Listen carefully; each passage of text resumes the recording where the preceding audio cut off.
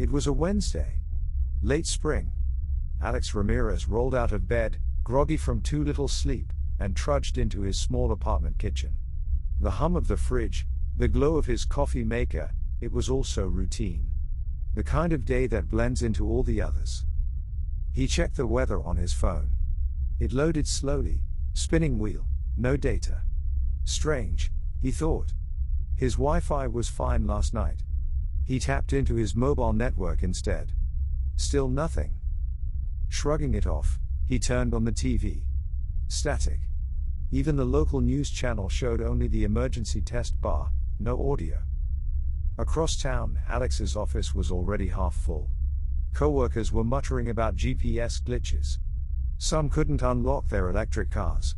One mentioned how Google Maps had gone down mid-route. Another swore his smartwatch had rebooted itself 3 times since breakfast. Alex sat at his terminal and tapped the keyboard. The login screen stalled. Internet outage, the company's Slack announced, but all providers were affected. People joked about a cyberattack. Some blamed sunspots. He opened a browser. News headlines appeared in fragments. One article from NOAA stood out. Solar flare warning, X-class flare may impact Earth's magnetosphere. Alex raised an eyebrow. Solar flares were common, but rarely dangerous. Still, something felt different today. At 10:42 a.m., the office lights flickered. The room buzzed, literally, like a static charge ran through the walls. A printer across the room sparked, then shut off. Someone's Bluetooth earbuds popped loudly and died in their ears. The air felt electric, like the moment before lightning strikes. But the sky outside was clear, blue, calm. Then someone shouted, "Look at the sky." Out the windows, faint green and red lights shimmered above the skyline, like ghostly auroras. But they weren't supposed to be visible at this latitude, let alone in broad daylight. These auroras were caused by charged particles slamming into Earth's upper atmosphere, funneling down magnetic field lines.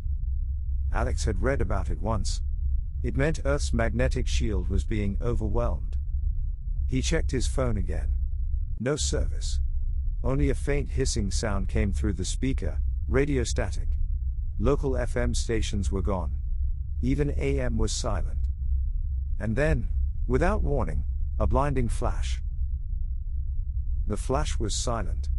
You couldn't hear it. But every radio tower, every satellite, every circuit across the daylight side of the planet died. Traffic lights blinked out. Elevators froze. Cell phones became paperweights. Planes fell from the sky. Alex watched one, an airliner descending like a dying bird, until it vanished behind a building and ended in fire. Power grids fried. Transformers exploded like mortars. And in the chaos came the heat. The flare's radiation overloaded Earth's magnetic shield. The atmosphere thinned. In some places, the UV radiation was lethal in minutes. Skin boiled. Eyes burned. Fires ignited in dry regions from solar ignition alone. People panicked. Then screamed. Then ran. Then, silence. Alex made it to his car, but it wouldn't start. Nothing electronic did. He saw a man kicking the hood of a Tesla in rage, another breaking into a grocery store, only to find empty shelves already stripped bare. Within hours, entire cities became infernos. Electrical fires spread unchecked. No fire trucks came. No sirens, no coordination. Just smoke. Ash. Heat. Alex fled on foot, backpack slung over his shoulder, a bottle of water clutched like treasure. He followed a rumor, word of a shielded observatory in the mountains. He wasn't alone. Survivors walked highways like ghosts. Most wouldn't make it. By day 3, the world had gone dark. No power. No phones. No hospitals. Governments fell silent.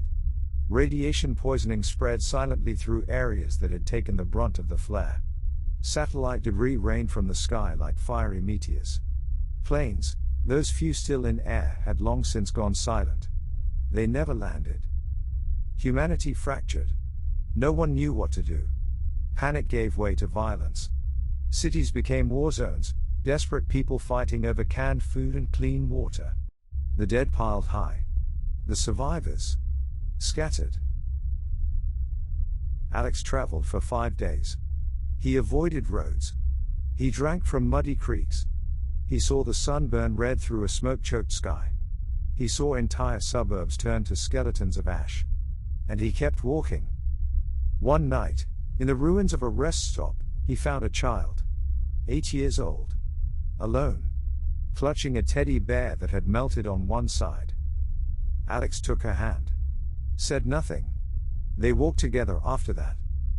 In the highlands, there were survivors. Deep bunkers. Decommissioned NOAA facilities. A few hundred had planned. Shielded themselves. Waited. By the time Alex reached one, Camp Iris, it was called, only a few spots remained. The girl was let in first. They almost turned Alex away. But something in his eyes told them, he would be useful. Inside were doctors, engineers, scientists, and a few lucky civilians. Only about 1,000 people worldwide had found these refuges. The rest of humanity was gone. It took weeks before shortwave radio signals confirmed what they feared. The flare had been global. Nuclear power stations had melted down across Europe and Asia. Africa and Australia were consumed by fire and drought. The Americas, burned and irradiated. The world had become silent. The few who remained were scattered across remote bunkers, submarines, and isolated mountain ranges. The Earth had rebooted, without humanity. Alex spent years underground. The child he'd found, Sophia, grew into a sharp-minded teenager. She studied solar data. She learned to read the stars. Alex trained others in survival. Farming. Hunting. Repair. The survivors began transmitting messages. Old satellites might still be listening. Decades passed. Green slowly returned. And one day, the sky no longer burned red. Survival was only the first step. Rebuilding civilization would take generations. The survivors began cataloging what they had: seeds, books, basic tools. 3D printers and computers had all been fried. Data servers were gone. But the knowledge remained, written, remembered, and preserved by hand. Solar power needed to be rebuilt carefully, with shielding. Engineers began constructing analog devices immune to EMPs. New tools were simple, mechanical, and durable. Clean water sources were charted. Radiation levels monitored. Livestock breeding began again from hardy species that survived underground. Agriculture was reimagined without machines. Children were taught history, not just what came before, but why it failed.